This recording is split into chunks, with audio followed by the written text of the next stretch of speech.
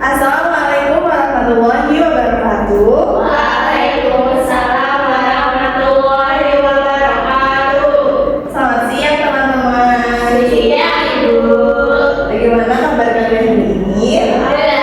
Baik.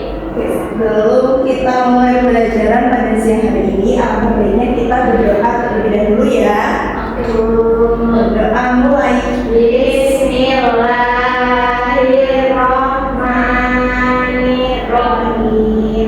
Raditu billahi rabba wa bil islami dinan wa bi Muhammadin nabiyya wa rasulah. Rabbi zidni ilma warzuqni fahma. Amin. Baik, Ibu presensi terlebih dahulu ya. Oke Bu. Apakah hari ini semuanya hadir? Hadir Bu. Alhamdulillah ya, semuanya hadir. Insyaallah. Nah, teman-teman bisa perhatikan nih gambar di depan. Ada yang tahu ini gambar apa? Insan. Ini gambar apa? Indomie. Itu. Oh, cara-cara makan. Ya, benar sekali. Ini adalah gambar bungkus mie instan dan mie yang sudah matang siap untuk disantap. Dan sekarang itu mau tanya nih, kalian sudah pernah masak mie instan sendiri belum? Sudah Bu, bisa sering Bu. Oke, semuanya pasti sudah pernah ya. Nah, apa sih yang pertama kali kalian lihat saat membuat mie instan dari bungkus mie instan itu? Kalian pertama kali lihatnya itu bagian apa nih? Iya, benar sekali. Biasanya itu kita melihat petunjuk atau cara membuat dari mie instannya. Nah, petunjuk atau cara membuat dari bungkus mie instan itu merupakan contoh dari teks prosedur yang sering kita temui dalam kehidupan sehari-hari. Nah, oke, karena minggu kemarin kita itu sudah belajar tentang pengertian, tujuan, dan ciri-ciri dari teks prosedur, maka pada pembelajaran hari ini kita akan belajar struktur teks prosedur.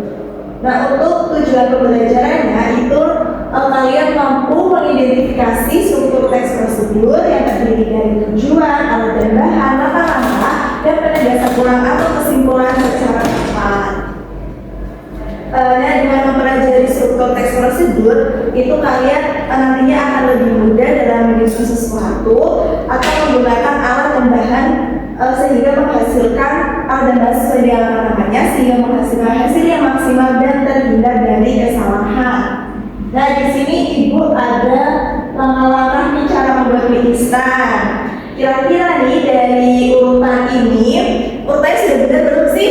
Belum. Iya, belum ya. Nah, ada yang tahu nggak nih urutan yang benar itu dari nomor berapa? Saya tahu Bu. Ya, silakan ya. Urutannya itu 2, 1, 5, 4, 3, 7, terus terakhir 6. Oke, benar sekali. Tepuk tangan untuk saya. Dan dengan benar Ibu berhadiah. Wah, terima kasih Bu. Nah, benar sekali ya. Tadi urutan yang benar itu dimulai dari nomor 2, lalu nomor 1, nomor 5, 4, 3, 7, dan yang terakhir nomor 6. Nah, agar kalian itu lebih paham lagi nih mengenai struktur teks prosedur, di sini Ibu ada contoh struktur teks prosedur cara membuat mie instan. Nah, ini yang pertama itu ada judulnya cara membuat mie instan. Selanjutnya ada tujuannya itu untuk menjelaskan langkah-langkah membuat mie instan yang praktis dan cepat. Nah, untuk yang selanjutnya itu ada bagian alat dan bahan. Untuk alatnya itu ada mangkok, panci, kompor, sendok, dan garpu. Selanjutnya ada bahan-bahannya itu ada mie instan dan air. Nah, selanjutnya itu ada bagian langkah-langkah. Seperti yang sudah tadi Mbak Maya jawab, itu langkah-langkahnya dimulai dari siapkan panci dan masukkan air. Yang kedua itu masak di atas kompor dengan api sedang sampai mendidih. Yang ketiga juga memasang mie lalu masukkan mie ke dalam air mendidih. Yang keempat tuang semua bumbu dan minyak yang ada di dalam kemasan ke dalam mangkok. Yang kelima rebus mie selama kurang lebih 2-3 menit hingga tingkat kematangan yang diinginkan. Nomor 6 tuangkan mie ke dalam mangkok berisi bumbu, dan yang terakhir itu aduk rata dan mie hangat Anda siap dinikmati. Nah, dari sini kita itu bisa bisa melihat bahwa teks prosedur itu memiliki struktur yang jelas ya teman-teman. Iya, Ibu. Nah ini dia 4 struktur utama dari teks prosedur. Nah yang pertama itu ada tujuan. Tujuan itu untuk memberikan penjelasan terkait tujuan dalam penyusunan teks prosedur. Jadi disampaikan dulu nih tujuannya itu apa sih.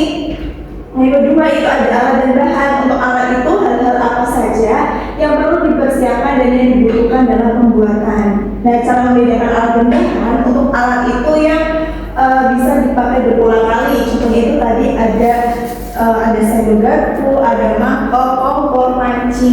Nah, selanjutnya itu ada bahan itu yang apa yang habis pakai. Jadi yang bisa habis. Tadi contohnya itu ada mie instan dan air. Nah, selanjutnya itu ada langkah-langkah itu proses atau tahapan yang harus dilakukan untuk mencapai tujuan. Jadi setiap kita itu membuat sesuatu pasti ada langkah-langkahnya ya, tidak mungkin langsung jadi. Yang terakhir itu ada kesimpulan atau kesimpulan yang berisi simpulan dari suatu prosedur yang telah dilakukan yang bersifat opsional. Jadi boleh ada, boleh tidak ada. Nah sampai di sini apakah ada pertanyaan atau semuanya sudah paham? Oke, kalau sudah paham kita akan diskusi kelompok. Nah, silakan ya bisa berkelompok teman-teman. Sudah berkelompok ya? Sudah, Bu. Nah, Ibu akan bagikan KPD-nya terlebih dahulu.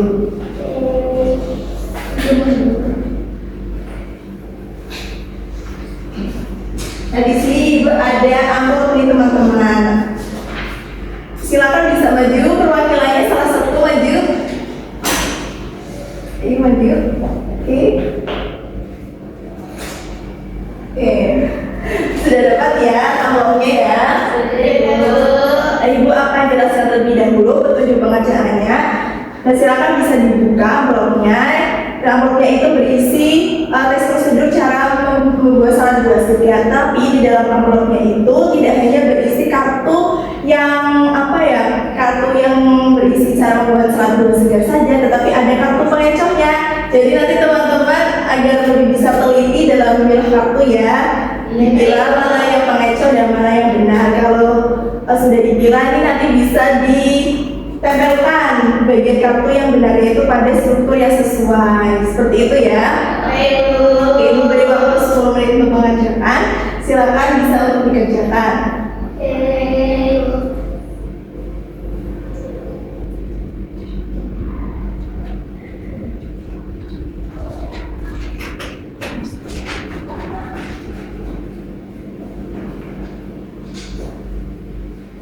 Oke, waktunya sudah habis ya.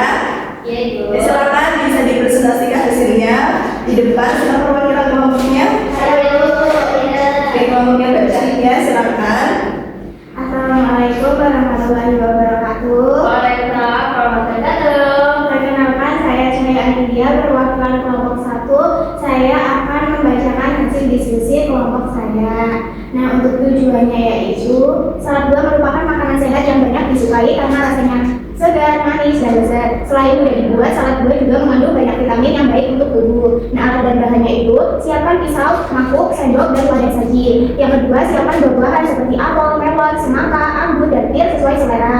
Kemudian siapkan mayones, susu kental manis, yogurt, dan keju parut. Nah, langkah-langkahnya yang pertama yaitu cuci seluruh buah hingga bersih. Yang kedua, kupas buah yang diperlukan dan potong kecil-kecil berbentuk dadu. Sekian dari saya. Wassalamualaikum warahmatullahi wabarakatuh. Waalaikumsalam warahmatullahi wabarakatuh. Oke, tadi kelompoknya Mbak Cahya itu sudah mempresentasikan hasilnya ya. Nah, tadi kelompoknya Mbak Cahya itu sudah benar sekali dalam menempelkan kartunya pada bagian struktur yang sesuai tadi tujuan, alat dan bahan, langkah-langkah, dan kesimpulannya itu sudah tepat sekali ya. Karena Mbak Cahya sudah berani maju di bagi hadiah nih. Oke. Nah, bagaimana nih? Karena pada pelajaran hari ini apakah menyenangkan? Apakah materinya dapat dipahami? Oke, baik. Kesimpulan pada pelajaran hari ini, teks prosedur disusun secara sistematis melalui tujuan, alat dan bahan, serta langkah-langkah agar suatu kegiatan dapat dilakukan. Nah tadi struktur teks prosedur itu ada apa saja?